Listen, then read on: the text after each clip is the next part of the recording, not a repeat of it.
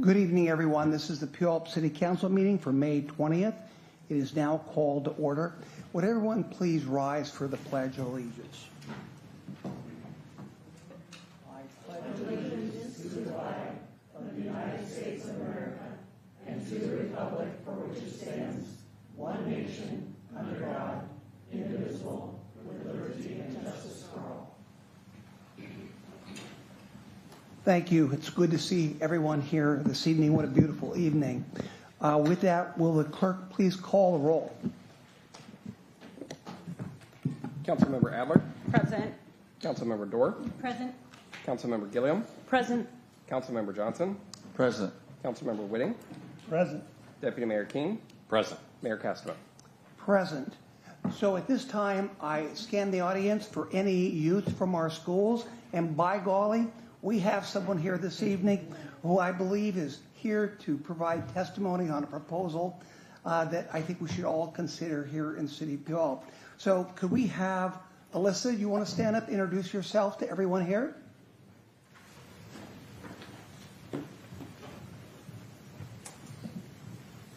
I am Alyssa Lubavitch, and I have a proposal to make. Oh, Alyssa, could you do this? We're going to have you give that during public comments, but just say a few things about yourself, what school you're at, and why you came here this evening, and then you can come back for that a little bit later on. Okay. I go to All Saints Catholic School down the street, and I'm here because we took a field trip here today, and I learned that there are the meetings every Tuesday, and that I was allowed to come. Thank you. You'll have an opportunity to speak in just a moment, okay? Thank you for being here. It's wonderful. Now, I'd like to actually go to item number 1 on the agenda, approval of the agenda. Do I have a motion to approve? Motion to approve. Second. Moved and seconded. All those in favor indicate by saying aye. Aye. Excellent. Number 2 on the agenda, consideration of minutes. We have approval of the April 29th, 2025 minutes. Do I have a motion? So moved. Moved and seconded. All those in favor indicate by saying aye. Aye. Okay, great. Now we are at citizen comments, and I'd like to have Dan, our city clerk, provide the guidelines for those. Keep in mind everyone has 3 minutes. And Dan, if you could provide those, and then I will call off the names of the individuals. Go ahead. This part of the meeting is for general citizen comments. Please reserve any public hearing testimony to that section of the agenda.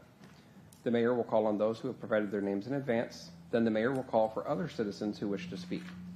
For the record, please state your name and address or city council district in which you reside. Please direct your comments to the council as a whole, not individual council members. All comments are limited to 3 minutes. The clerk will provide verbal notice when only 30 seconds remain. As a reminder, this portion of the meeting is council's opportunity to hear from the community and not a time to engage in debate. Lastly, per state law, this public comment period cannot be used to speak in support of or in opposition to a ballot measure or individual candidacy, and no such comments will be allowed. Thank you. With that, I'd like to actually ask back up Alyssa Lubavitch, and she would like to give us her proposal.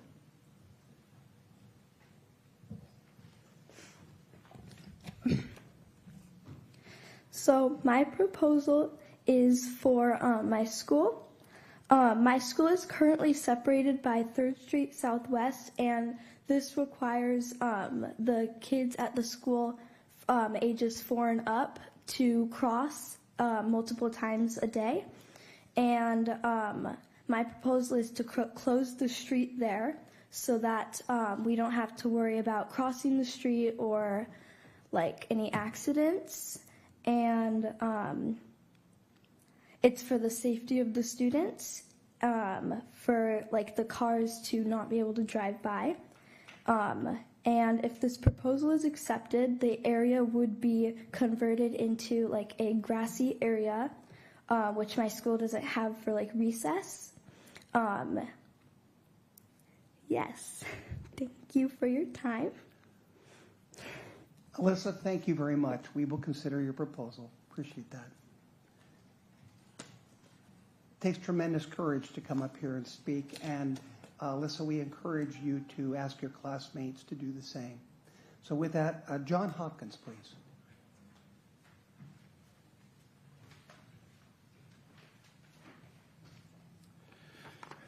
John Hopkins, District 1, Mayor Castamer, members of the council.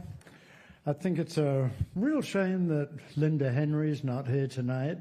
Many of you will remember her as being the driving force behind the age-friendly city.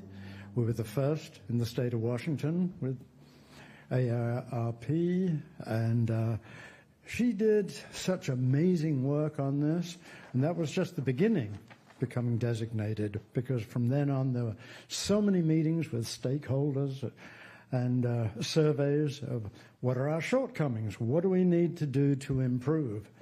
And we distilled that down to affordable housing as being important, and then from there narrowed that down even further. What types? Well, creative types, and then missing middle, ADUs.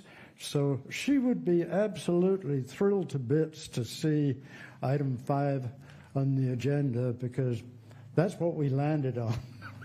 We can't take credit for what the legislature did, but we certainly support the efforts of that as the age-friendly group that has supported her all the way through.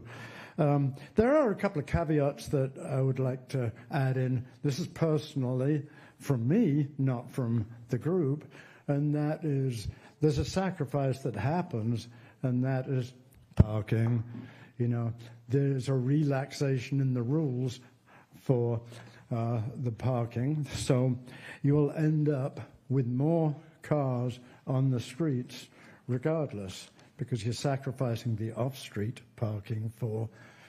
There'll be pressure to be on the streets. And right now we have, 300 units in the hopper, you know, with the ones that you're supporting and Paul Green's. That's under the current regulations. Now you take those regulations and you relax them even further, remove those requirements, and over time, well, it's not going to be immediate, but over the next 10 years, I can easily see 1,000 units in the downtown area popping up. And, well, what's that going to do? 30 seconds. 500 units, 500 cars overflow? I don't know. I'm not the engineer, but it's something to think about. And then you've got places like Vancouver Door. What's going to happen with that place? There's an interesting prospect. Is it going to be more units there? More pressure on the parking? That's all I'm saying. You've got to be thinking. You've got to be planning. I appreciate your time. Thank you. Thank you. Paul Romich.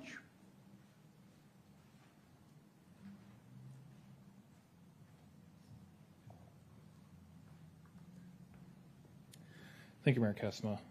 Paul Romich, District 1. First and foremost, I want to start off with I support, I think Alyssa was her name. I support her proposal, you know, especially because the state just passed the shared streets bill, which, you know, maybe not a full closure, but to start, but at least reduction in speed could be warranted there. I'm also here to speak regarding middle housing and ADUs and their context of age friendliness. So if you take a look at the AARP's livability index for the city of Puyallup, like as I mentioned previously, we score a meager 50 out of 100. And one of the things that's bringing us down is our housing. We score 48 out of 100 there. And the biggest reason why is affordability. And the number one way the AARP and myself have identified for increasing or decreasing housing costs is increasing supply. And the best way to do that without overburdening our infrastructure is to infill. And that is what missing middle and ADUs are all about. So, you know, AARP puts a lot of effort into this. That's why they have, I think I even forgot to print off a document, but we have quite a lot of paperwork here from their age-friendly resources here regarding missing middle and ADUs. And this one in particular does talk about and advocate for less parking. So I think you'll find that, like, while yes, the state has taken a lot of local control away from the city. I think you'll find that when you review the age-friendly city materials and what makes a city age-friendly, that the state legislature did a really good job of passing forth age-friendly guidelines for all cities in Washington, or most cities in Washington. I do wish that they did went a bit further in making sure the fairness across the board was implemented, but I'm not going to make perfect the enemy of good, and maybe next legislative session we can expand that further. Other than that, I think overall, city's doing a great job with enhancing the downtown core, but the ARP has mentioned in here we should be inclusive with middle housing and ADU implementation from a policy perspective and exclude only in certain cases. So in case you're wondering, and obviously I only have 3 minutes, I'm going to provide all this documentation to our city clerk here, and hopefully he doesn't have to scan this because they're all offered in PDFs as well. Thank you. Thank you, Paul. Okay, that completes the individuals who have filled out this. Is there anyone else who would like to come forward for any comments? Again, everybody is allowed 3 minutes. Go ahead and state your name for the record. David DeGroat, District 3, and I'm a senior, happily living in my home. If you ask a realtor to name the 3 most important considerations in buying a home, they will say location, location, and location. What this means is when you buy a home, you're not just buying a house. You're buying a neighborhood, an environment that ideally is clean, safe, and uncrowded, where two-way streets actually have 2 travel lanes. For many, home ownership has been obtained through a lifetime of work, sacrifice, and saving, and in many cases may be the one investment that they can tap in their declining years. This is not a statement against developing affordable housing, but it is a request to be sensitive in how density and affordability are managed. The most important thing we can do in creating laws is to ensure that they apply equally to everyone. The results of HB 1110 and 1337, as well as others, ensure unequal treatment in managing density. Those who have owned a home within a quarter mile of the train station before it was even built are now faced with the prospect of having a 4-unit rental with no on-site parking appear next door. On the other hand, those who live in so-called rural buffer zones or developments with CC&Rs are spared that risk. We dropped development fees for ADUs to a ridiculous level so the builder can save money without any requirement that those units will be affordable rentals. We already have the means via mixed-use zones, our regional growth center, and multifamily housing areas to meet required growth targets without dismantling our established single-family neighborhoods. We must do what state law requires, but if we go beyond that in any way, we should ensure that no development gets a pass, but that density is distributed to the greatest extent possible. Thank you. Thank you. So are there any further comments? Seeing none, we will move on to number 3, which is the consent agenda. And this is where we make one vote on several items that are non-controversial and agreed to. With that, I will ask any member if there's any one of these items they would like to have removed.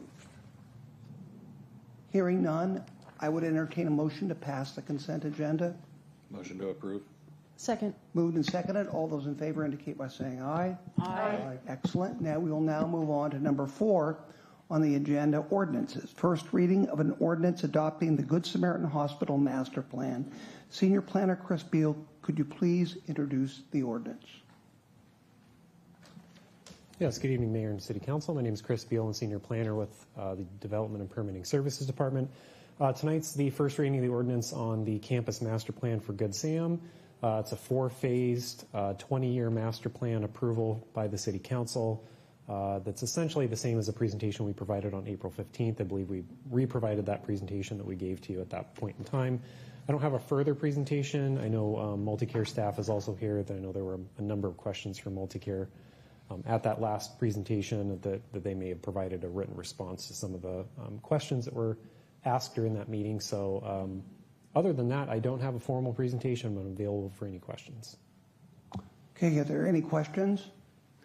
Let me make known to the audience that Good Samaritan Multicare, they have given us some of the responses to the questions that were given in the last meeting that we had, and these are all publicly available. So if someone in the audience or listening would like to get a copy of those, just please make a request to our city clerk and office, and then we will get you a copy of that.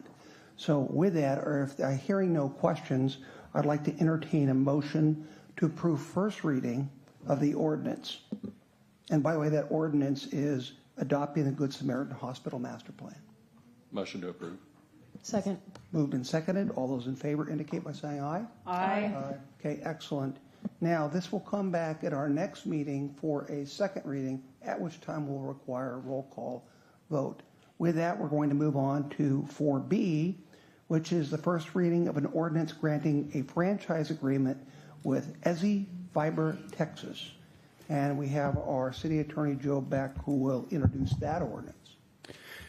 Thank you, Mayor and Council. I actually have 3 items that are very similar, so I will group at least part of the presentation for all 3 of them. I'm bringing before you 3 franchise agreements, and just as a refresher, a franchise agreement is in the nature of a master agreement with a utility provider, usually telecommunications, which is what we're dealing with tonight. And 2 of these are very routine. Astound and Zayo both are current providers, and this is just a renewal for what is already in existence in the city for them. And then the first one, Easy Fiber, is a new franchise. They will be providing the same type of service as Astound, Zayo, Ziply, Comcast.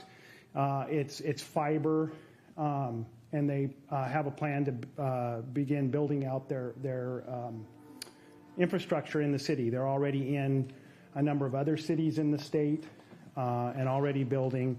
And so this would be their initial franchise ordinance agreement with the city. So that's what's before you tonight. On each of these, I'm happy to answer questions. We do have a representative of Easy Fiber here with us, Austin Christofferson. And so between the 2 of us, hopefully we can answer any questions you might have. Thank you. Councilmember Johnson has a question or comment. Thank you, Mr. Mayor. Actually, no question. I actually just would like to make a motion that we approve ordinance 4B, C, and D as presented here tonight by our city attorney. Second. Okay, it's been moved and seconded. Well, let me just make a comment. I wish I had a question for the person at Ezzy Fiber, but I don't think I would have the technical knowledge to do so, but I wish I did so I could sound real smart. Let's see, Councilmember Whitting. We've got a master agreement with Comcast. Are these agreements comparable to what we're seeing from what we have with Comcast? They are with regard to, so Comcast is a different animal. Comcast, we have a cable franchise with them. They also provide data over their system. So the agreements are not exactly the same because there's different regulations with regard to cable providers, which Comcast is, versus Easy and the others who are simply telecommunications companies. So they're not exactly the same. We do have a code that equalizes everybody as much as possible. And so to the extent we're allowed to, we have the same provisions across the board for things like permits and what our control of our streets, our control of disturbing the right of way, the bonds that we require, that those kind of technical things are the same across the board. But the Comcast cable franchise is a little different than any other franchise that we have. Okay, thank you. Okay, with that, any further discussion? Okay, there's been a motion, and I believe it was seconded, correct? Yes. Okay, good. All those in favor indicate by saying aye. Aye. Opposed? Okay, now we will move on to number 5, other business. I want to make the audience and people watching aware that we're now moving into number 5 on the agenda. We're very quickly getting to the end of our business here this evening. However, this is a very important council meeting because we have an executive session that will be for probably up to an hour, hour and a half. We will discuss personnel matters at that time. So, Councilmember Gilliam, I know you're excited about this last meeting being short, but it may be short out here, but we will have a lot of work to do. With that, let's move on to number 5, the middle housing accessory dwelling unit presentation. No action is required this evening or expected on this issue. Councilmember Johnson, I see your name there. Are you? Okay, all right. Katie, please proceed. Thank you, Mayor, members of council. Katie Baker, Planning Manager. As the Mayor has said, my presentation tonight is simply a presentation on 2 housing-related items, middle housing and accessory dwelling units. There's no action before you tonight, although we will be bringing ordinances for you for your consideration very soon. There is kind of 2 parts to this presentation. I don't mind, subject to the mayor accepting this, I don't mind maybe pausing after the middle housing item to see if there's any discussion with that, and then moving on to the accessory dwelling unit item, so we can kind of keep those things separate. I think that's agreeable. Okay, wonderful. So again, 2 main items before you tonight. We'll go through each of those. I do have I welcome any feedback or questions, and then I'll go over next steps, which will come before you again pretty quickly here. So middle housing is something we've been talking about for a while. House Bill 1110 was adopted by the state legislature in 2023. So we've presented kind of a high level before you at previous meetings. These are regulations that must be adopted by June 30th, and if we don't adopt anything by that date, then there is a state model ordinance that will take effect and regulate in place of us not having taken action yet, at which time, or at such a time that we take action, so whether that's before or after June 30th, then those regulations will apply. With accessory dwelling units, that was House Bill 1337 that was also adopted in 2023. Those regulations also need to be adopted into our code by June 30th. However, there is no state model ordinance. If something were not to be adopted by that time, we would just follow the rules of the RCW in place. So I will begin with middle housing. This is legislation that requires that all predominantly residential zones must allow for middle housing. So middle housing, the definition is up there on the slide. It's essentially kind of anything more than single family housing, but not kind of larger multifamily housing complexes. So included in that definition are duplexes, triplexes, all the way up to sixplexes, townhouses, stacked flats, courtyard apartments, and cottage housing.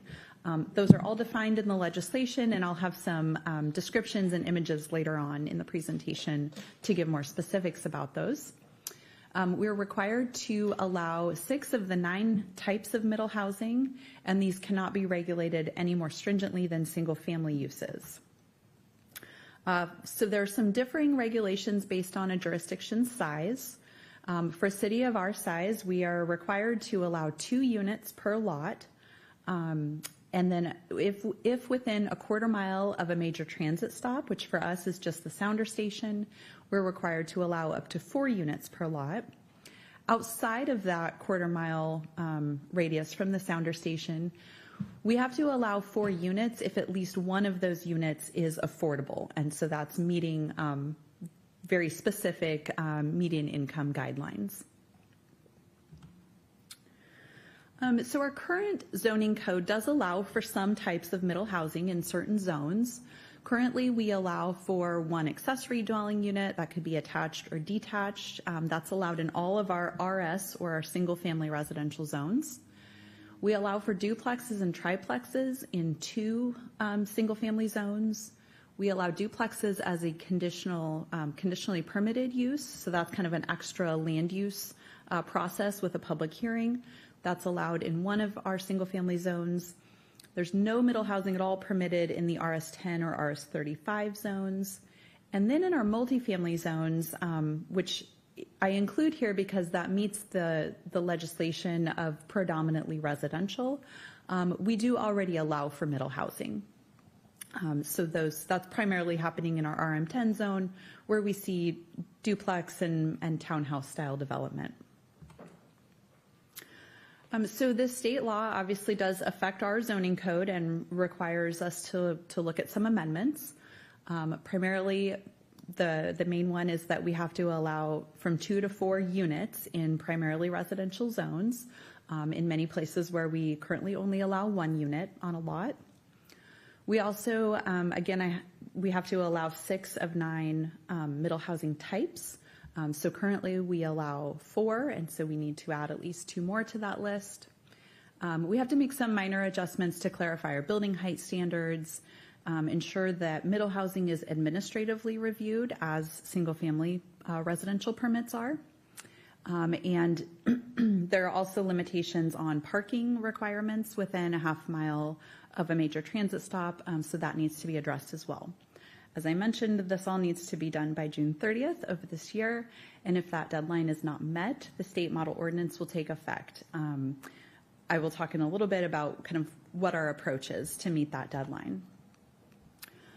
So next, just going through the middle housing types, there's a few images on the screen. On this slide, this is everything from duplexes to sixplexes. So as I mentioned, currently we allow duplexes in 3 of our 5 single-family zones and all of our multifamily zones.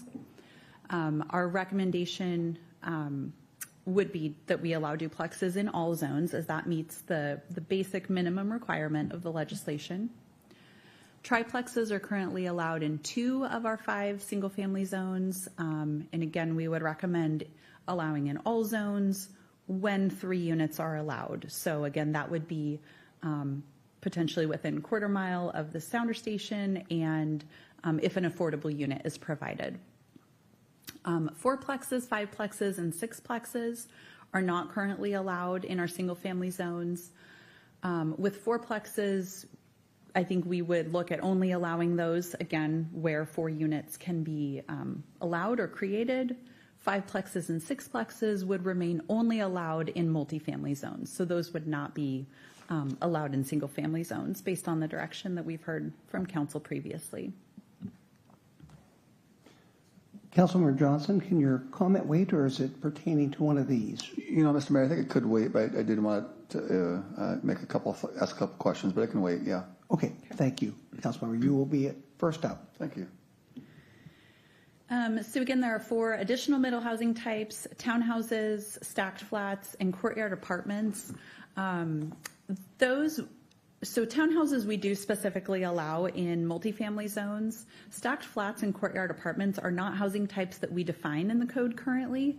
I think there are certainly scenarios where if the density allows, someone could propose that type, and we wouldn't prohibit it as long as that density and all the other bulk standards were met. But those are things that we could define and specifically allow if council so desires.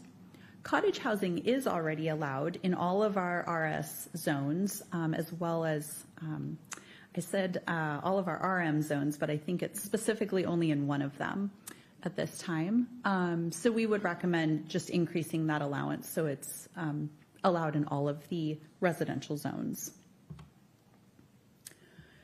I also wanted to note that there is a critical area exception in the state law as it relates to middle housing. So it states that middle housing requirements do not, of that legislation, do not apply to portions of a lot designated with critical areas and their buffers. So in situations where a lot might have a wetland or a stream over a portion of that lot, or even a landslide hazard area, a steep slope, our critical area regulations would still apply and would prohibit as it prohibits single-family housing over that wetland, it would also prohibit middle housing. The Lahar zone is a little bit different. That's a subset of our geologically hazardous area, critical area designation. That is something that currently does not prohibit residential development, but it is a critical area, and council could provide direction to apply the middle housing exception within the Lahar zone. That is something we would need direction on, and would also need clarification as to whether our existing middle housing allowances would still apply in the Lahar area.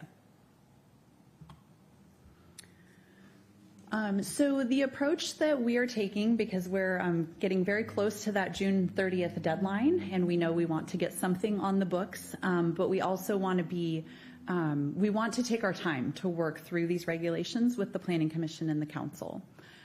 So our approach is to bring you an interim zoning ordinance at your next meeting that would create a temporary code section that would meet the minimum requirements of House Bill 1110, while we continue to work with the Planning Commission and the City Council, of course, to develop permanent regulations.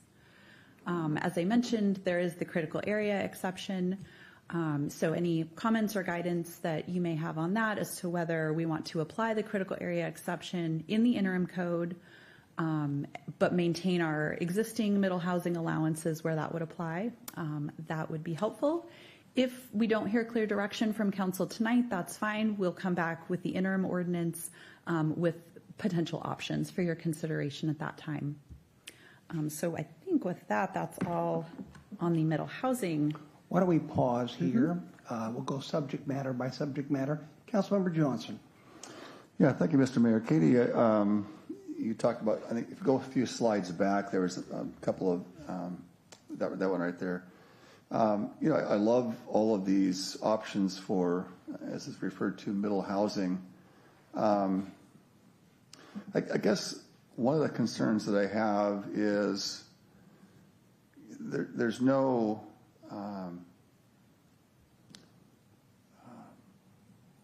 I guess provisions in this type of housing to encourage home ownership. It could just be, in other words, if this is built, let's say, by a developer, there's no provisions that, and if it's going to be within residential, you know, areas. Let me back up. Most residential areas, when they're built, are typically owner occupied.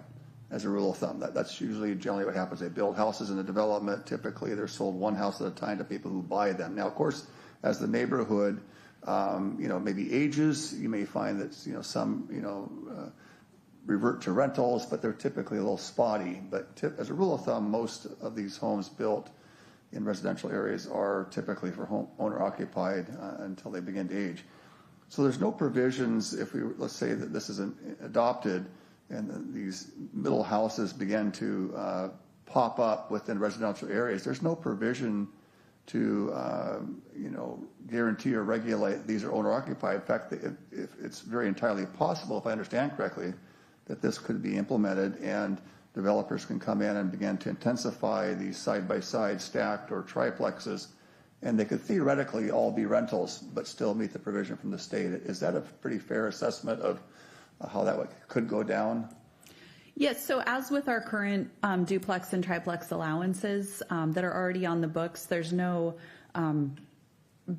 no ability at this time for those to be owner occupied, or at least not both units. So one unit might be owner occupied, but the other would then be a rental because the whole property is owned by that same person.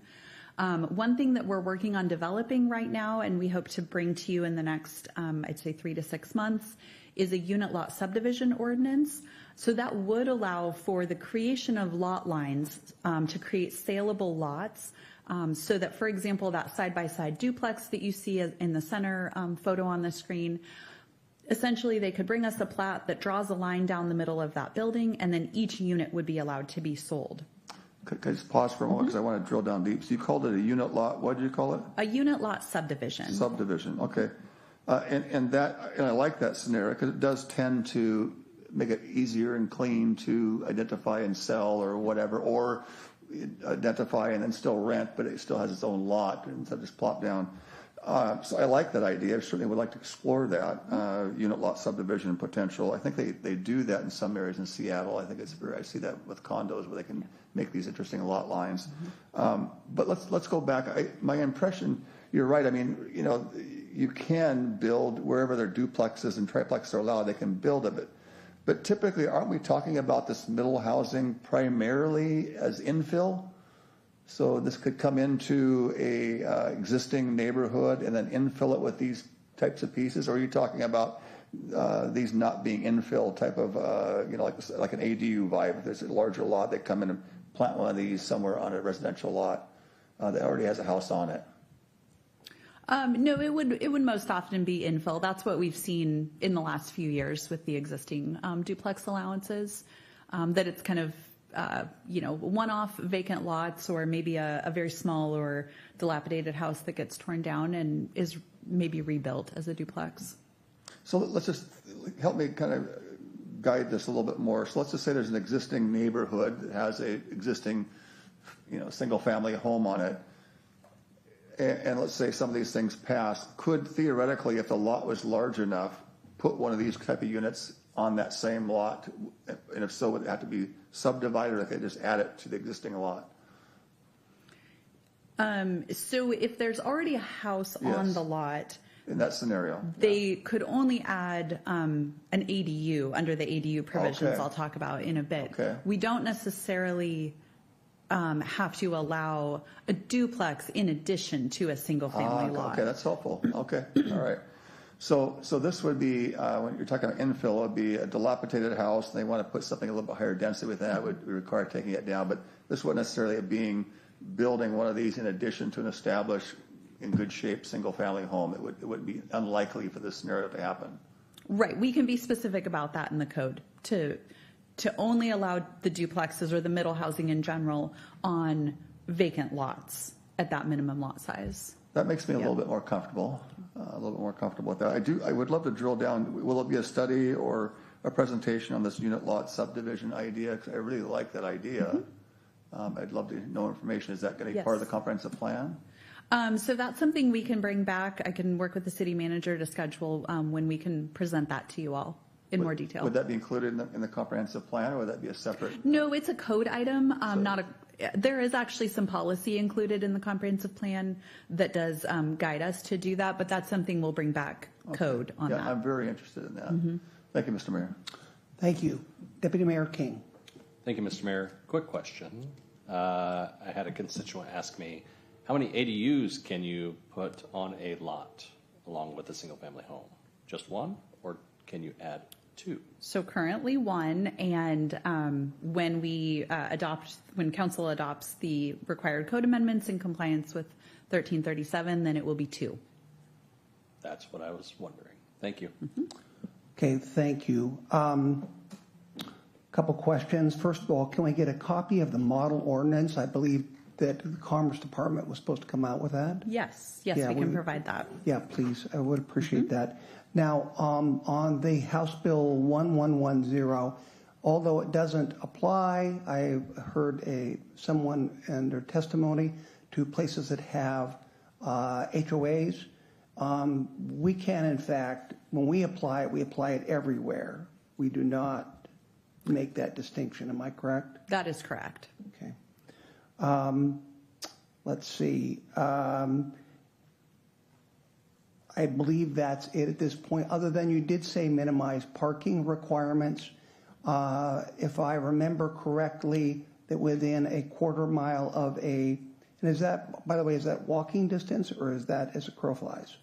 Yes, so I can explain that for a moment because I only breezed over that. If you'd like me to just give a brief synopsis. About the parking? About the parking. Please do. So it's within a half a mile of the radius of the sounder station. We cannot require parking for middle housing. That is a walking radius. And I actually have a map at the end of the ADU portion of the presentation, and I believe you all have copies of that show kind of our initial proposal for that walking boundary, and we can talk further about that. Okay. All right, let's move on to the ADU. Okay. So also in 2023, the legislature adopted House Bill 1337 regarding accessory dwelling units. So this, again, similar to the middle housing legislation, their intent is to expand housing options and ease the barriers of construction for ADUs specifically. The new requirements now require that cities allow up to 2 ADUs per lot. That there's a maximum floor area, so a maximum size for those ADUs of at least 1,000 square feet. Our current code limits them to either 700 or 950 square feet currently. It requires that we do not impose any additional design review requirements that are any more strict than for the principal unit. And it eliminates our ability to require an owner occupancy of either, so currently our code requires owner occupancy of either the primary or the accessory dwelling unit. That ability is eliminated. We also must allow for the sale or other conveyance of accessory dwelling units as independent units. So right now the option to do that is through condominiumization. As I already mentioned, we're exploring a unit lot subdivision ordinance that would actually allow a property owner to draw a lot line around that accessory dwelling unit and sell that as a standalone unit. So I've already touched on some of how the state law impacts our zoning code, but we will need to address allowances for 2 ADUs, as we currently only allow 1 in all of our single-family zones. We'll need to look at eliminating the owner occupancy requirement, increasing the maximum allowable size for ADUs, also address some standards regarding building entries, scale and bulk standards, allow for that sale or conveyance of the accessory dwelling unit. And as we mentioned with the middle housing code, there's also limitations on parking requirements within the half mile of the sounder station. And as I mentioned, I have a map at the end of the presentation that we can take a look at with that. So I do want to say that the Planning Commission has been working with our Associate Planner Nabila Comstock on addressing draft code changes to comply with this legislation. They held a public hearing last week, and she'll be bringing that forward at your June 3rd meeting for your consideration of an ordinance. So I just wanted to walk through, I have maybe a handful of slides that walk through the changes that the Planning Commission is now recommending. The first is just some updates to our definitions to be sure that they're in compliance with the new legislation. There were some terms that were not previously defined, like major transit stop and independent cooking facilities as it relates to kind of having a small kitchen in the accessory dwelling unit. So we're proposing some new definitions there. We, of course, need to address the quantity of ADUs allowed on any lot in all residential zoning districts. So we'll be bringing forward amendments that allow for 2 units on lots that meet or exceed the required lot area for the zone. If a particular lot doesn't meet the minimum lot size for a zone, the Planning Commission is recommending that in most cases only 1 ADU be allowed, and that 2 ADUs could be allowed in specific configurations. So their intent was that if the lot size is smaller than the minimum lot size, if it's a non-conforming lot, they're less inclined to want to see multiple detached ADU buildings. So that's the intent with that, to allow 2 ADUs only if at least one of them is attached to the house or an existing structure. We currently have a limitation on the number of bedrooms in accessory dwelling units, and the Planning Commission has proposed to maintain that maximum of 2 bedrooms.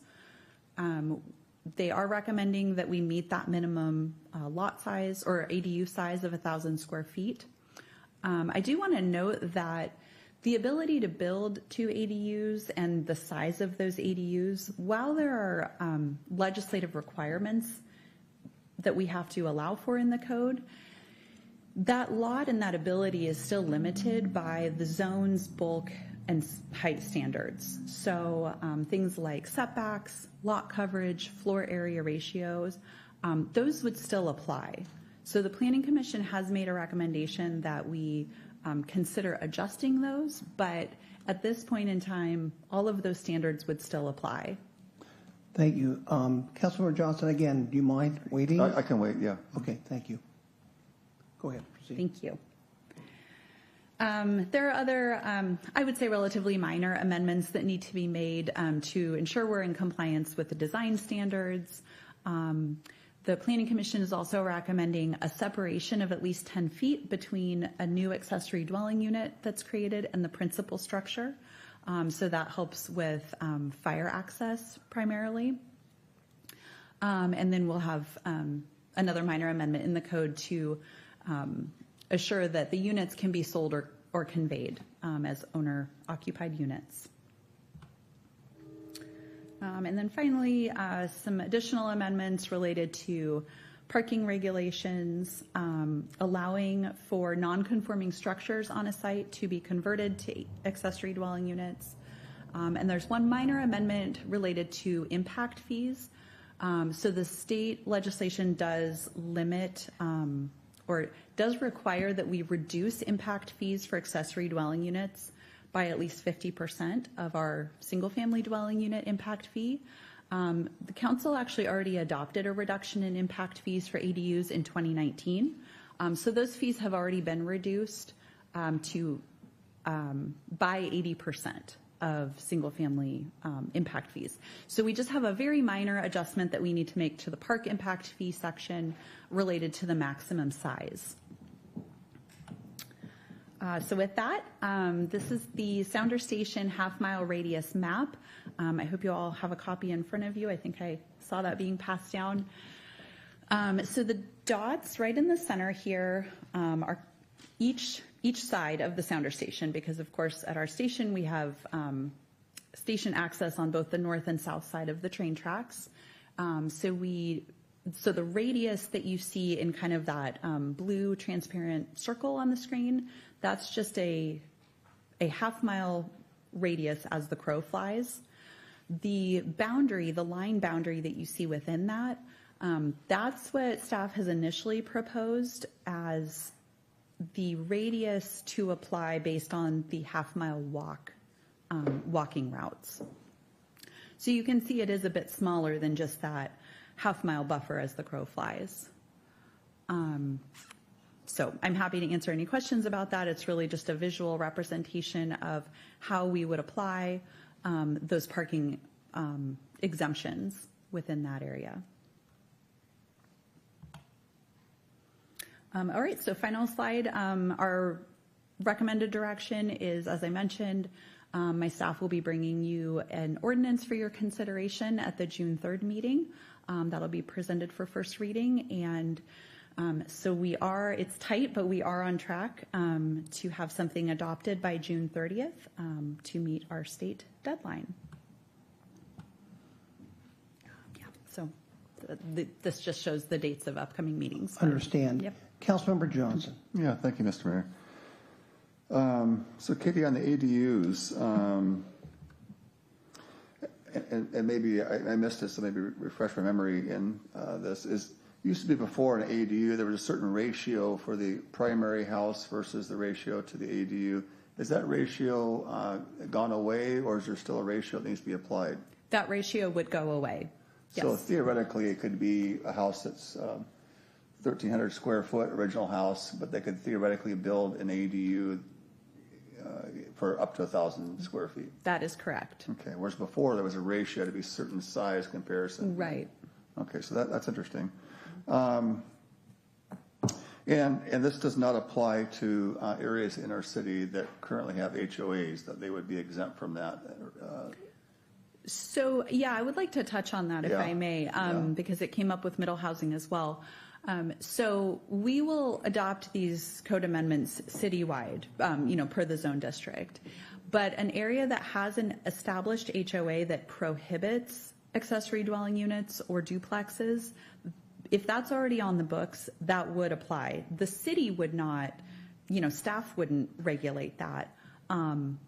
but that would still be, that homeowner would still be subject to their HOA regulations. However, any new HOAs that are established after a certain time when this was adopted, they can no longer, future ones cannot prohibit accessory dwelling units or middle housing. Mm-hmm. Interesting. Okay.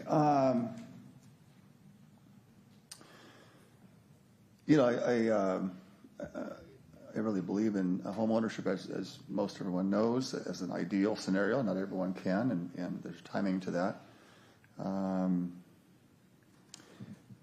as being involved in the real estate industry, I certainly love to see a booming economy where transactions are happening and buying and selling is good. I guess. Well, I want to go back to a statement that Mayor Castema stated when he first got brought onto the council, and I've never forgot it, and it's really good. And I'm sure he probably learned it from somewhere too. But I think some of this has kind of good intentions, but unintended consequences can happen from good intentions, and I'm concerned about that. And we can't always control that, but I've heard directly from developers. And I'm going to paraphrase, I didn't state it this way, but the impression I got is they are really like the horse at the gate getting ready for this to go into enactment. And they are very excited about buying single-family homes and then putting in up to 2 additional units. And now they've got 3 rentals with minimal construction impacts or costs involved. And these are typical developers who might look at larger subdivisions. So there is some concern that larger industry could take this good meaning attempt and convert it to something that I'm sure, in my opinion, could be less than ideal. So I'm concerned about that. So let's go back to the ADU a little bit. So the ratio is now hypothetically eliminated. And I think you mentioned, Katie, some of the costs involved and the process. Is there anything in this these new mandates that would speed up the process for these ADUs to be built and approved? I thought I heard you say something that there was some kind of a impression that this would be a little easier to do in terms of approvals or requirements. Nothing expressly that will change the process. Currently, accessory dwelling units are allowed just through a building permit. Sure.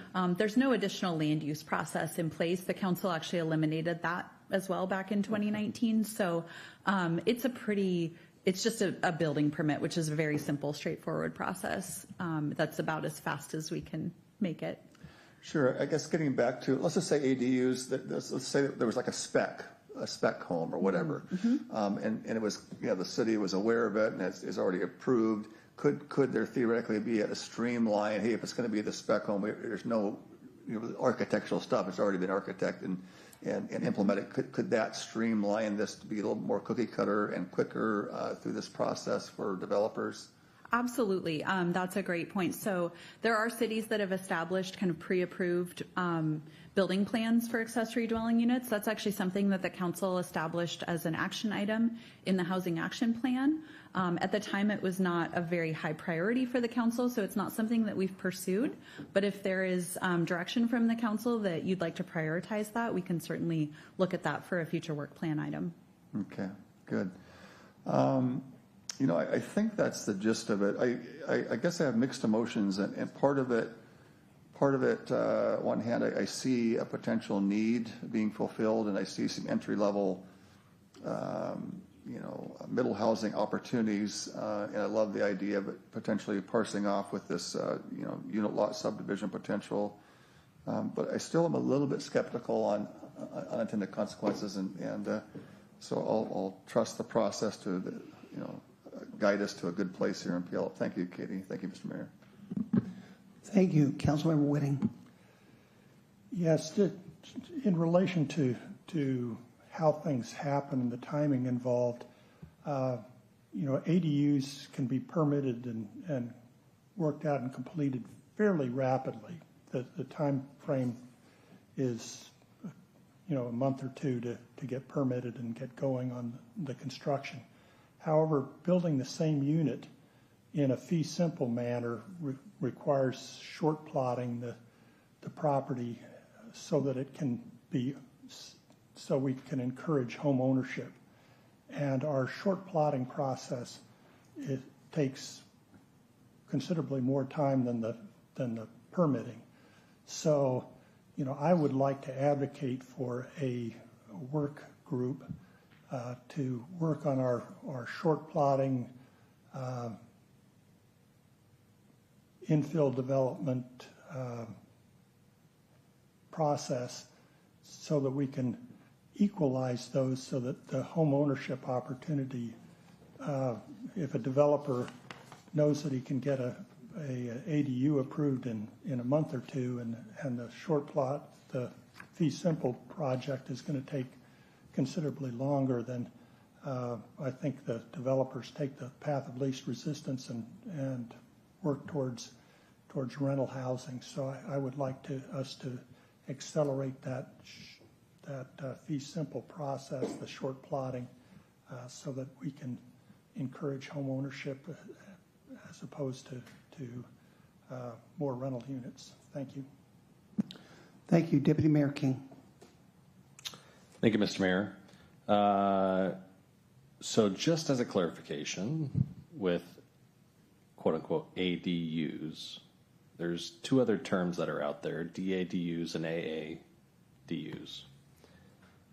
Will those be under the same guidelines, being that DADUs is a detached accessory dwelling unit? Is it everything kind of under the umbrella of ADU? Yes. Just a so this applies, clarification. This applies to both attached or detached accessory dwelling units. Mm-hmm.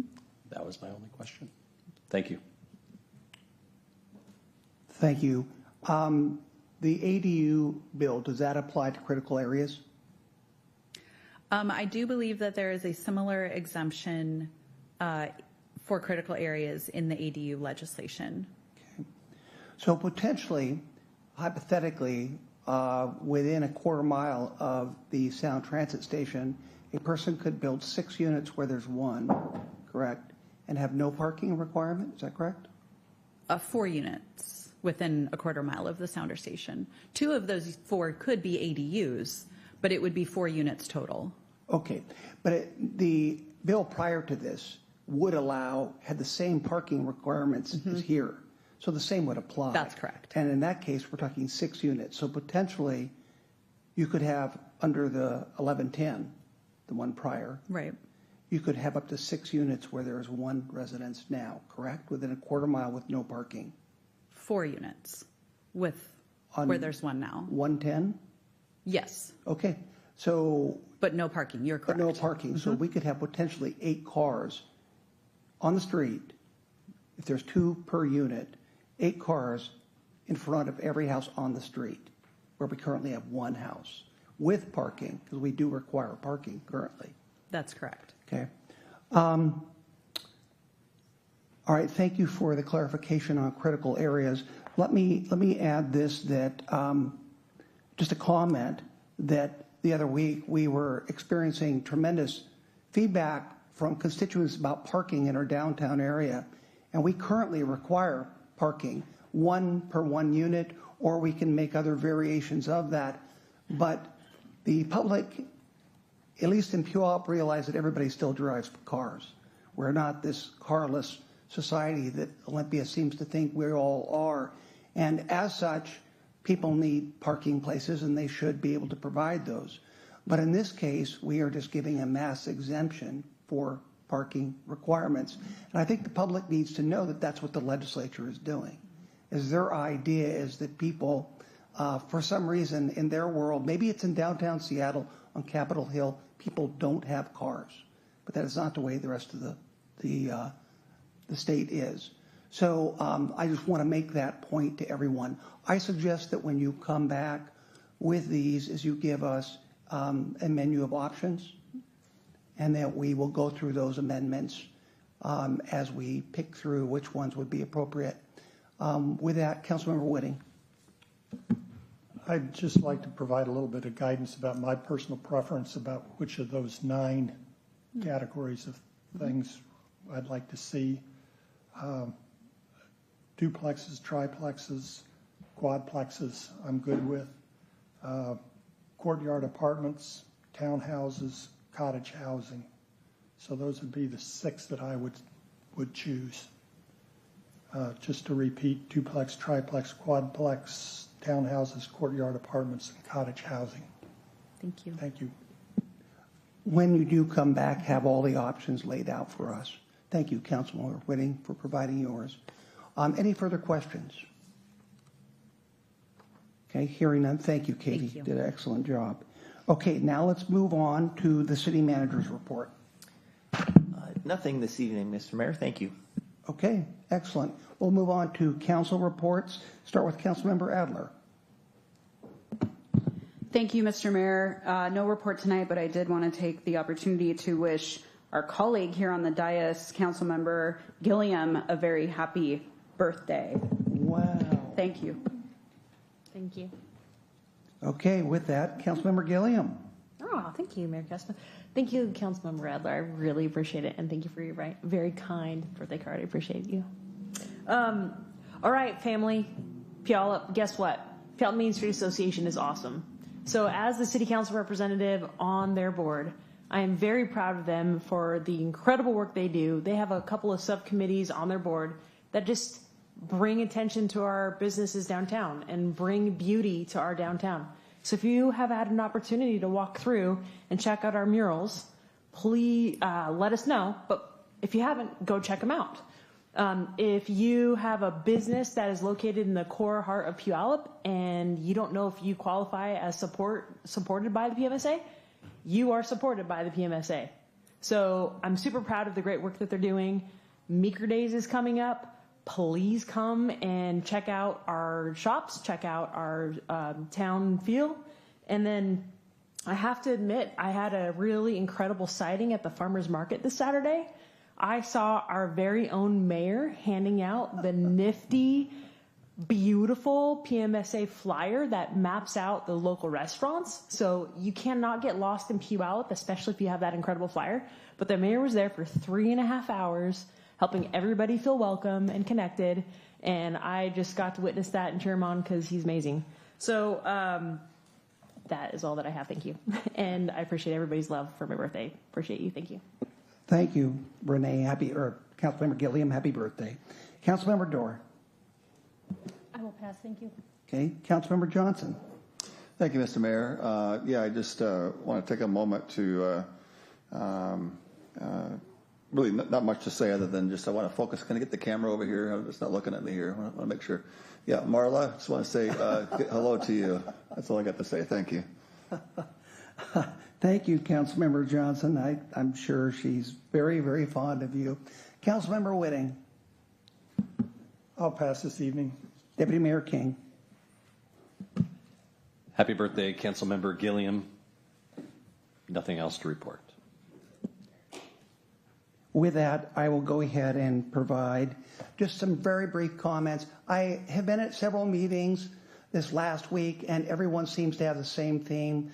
Puyallup, downtown Puyallup, is not literally on fire, but it is figuratively on fire in that there is so much activity taking place downtown, especially at that farmers market on Saturday. I believe that is the largest farmers market in Washington State. I will be there again this Saturday, and it's a great opportunity. This brochure that the Puyallup Main Street Association has come out with that is just, it's brilliant. You open it up, and there's a map of downtown Puyallup, and you can see all of the restaurants. And if you go to a QR code, you can go to the menus for each one of those restaurants. So that's a benefit. But also, if you fold the outside flap in, you see all of the key events taking place in downtown Puyallup for the next year. And so you see the concerts in the park, of which I think we have 8 of them. I know, Councilmember Johnson, you're just chomping at the bit to be at that. That's one of your favorite things. That will be starting on Thursday nights, and we have a few thousand people show up for that. So it's a good opportunity if other council members want to join me there, because a lot of people come up to you and say, hey, I've got an issue on this trail. I've got, this problem taking place, or this sidewalk has cracks in it. So I bring a book there, and I'm just taking down all these names of, of people who have issues. So I say that because it is very helpful, but also if anybody's listening to this, watching it, and they want to talk to me firsthand about something, feel free to come down there. I'll be at the Main Street Association booth, and I will have my blue notebook there, and I will see what I can do to help you out. So with that, again, beautiful day this evening. We're going to now go into executive session, so kind of a short meeting for the public, but not one for us.